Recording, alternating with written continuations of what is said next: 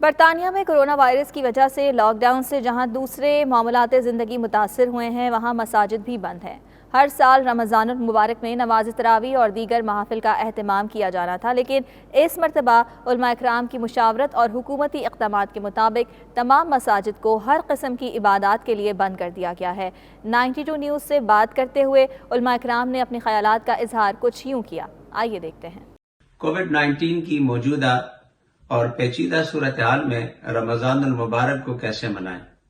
یقیناً وہ لوگ جن کا زندگی بھر مساجد میں ذکر، فکر، تلاوت اور ماہ صیام میں تراویح کا معمول رہا ہے، ان کے لیے ایک انتہائی مشکل وقت ہے۔ مگر جو بیماری لاک ڈاؤن کی وجہ سے اللہ کے گھروں میں نہیں جا سکتے اور نیت ہے تو ضیق نفس کی وجہ سے اللہ تبارک و تعالیٰ دوہرا ثواب عطا فرمائے گا، اپنے گھروں کو آباد کریں، ذکر، فکر، تلاوت اور باجماعت نماز کا اہتمام کریں۔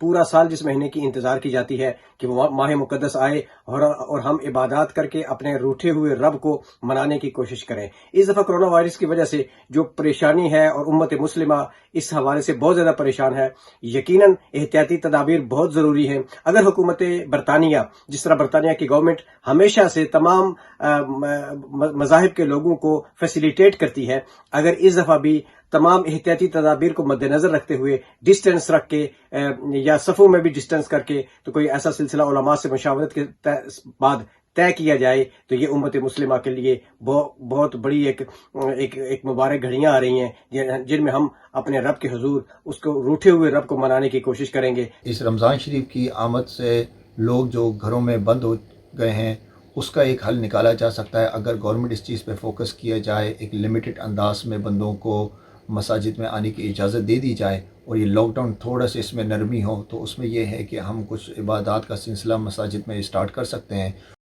پہلی بار رمضان المبارک کی بابرکت مہینے میں لاک ڈاؤن کی وجہ سے گھروں میں رہ کر عبادات کرنا ہوں گی۔ افطار پارٹیز اور مساجد میں تراویح کے اجتماعات ملتوی کر دیے گئے ہیں۔ رمضان بازاروں کا سلسلہ بھی اس مہلک وبا کی بھینٹ چڑھ گیا ہے۔ مزید تفصیلات وسیم کاظمی کی اس رپورٹ میں۔ السلام علیکم۔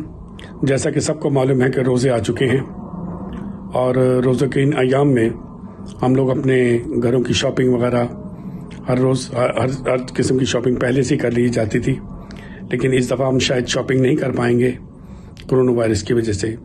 موسٹلی لوگ گھروں میں بیٹھے ہیں اور گھروں میں بیٹھنے کی وجہ یہی ہے کہ ہم لوگ باہر نہیں جا سکتے لاک ڈاؤن کی وجہ سے، اور اللہ تعالیٰ نے ہمیں ایک چانس دیا ہے کہ گھر میں بیٹھ کے عبادت کی جائے۔ ہمیں چاہیے کہ اس مہینے میں زیادہ سے زیادہ عبادت کریں، زیادہ سے زیادہ استغفار کریں اور اپنے گناہوں کی اللہ تعالیٰ سے معافی مانگیں۔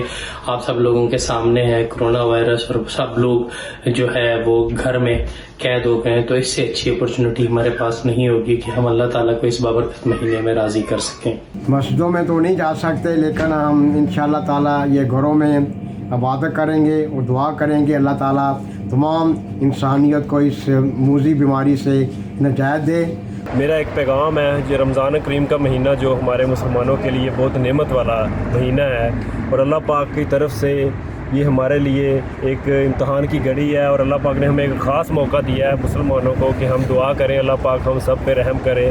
برطانوی مسلمانوں کا کہنا ہے کہ رحمتوں بھرے اس مہینے میں دنیا بھر کے انسانوں کے لیے کرونا وائرس سے بچاؤ کی دعائیں مانگی جائیں گی اور گھروں سے عبادات کا سلسلہ احکامات الہی کے مطابق جاری رہے گا۔ Waseem Kazmi, 92 News, London.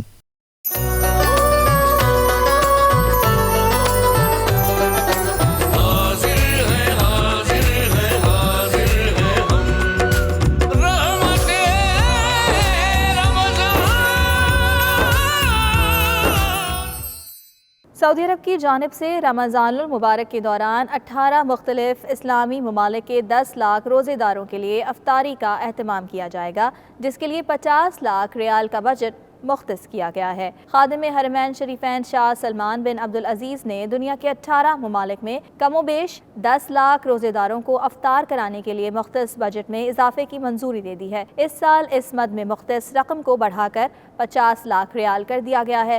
سعودی عرب کے وزیر اسلامی امور دعوت و ارشاد شیخ ڈاکٹر عبداللطیف بن عبدالعزیز آل الشیخ نے شاہ سلمان کا شکریہ ادا کرتے ہوئے کہا کہ دنیا کے مختلف ممالک میں روزہ افطار کرانے کا منصوبہ سعودی عرب کی طرف سے ہر سال کیا جاتا ہے۔ انہوں نے کہا کہ یہ منصوبہ 18 ممالک میں سعودی سفارتخانوں اور اسلامی مراکز کی نگرانی میں ہوتا ہے، جس میں مستحقین کو غذائی پیکٹس دیے جاتے ہیں۔ اس نیوز بلیٹن سے فی الوقت اتنا۔ آپ دیکھتے رہیے 92 نیوز UK۔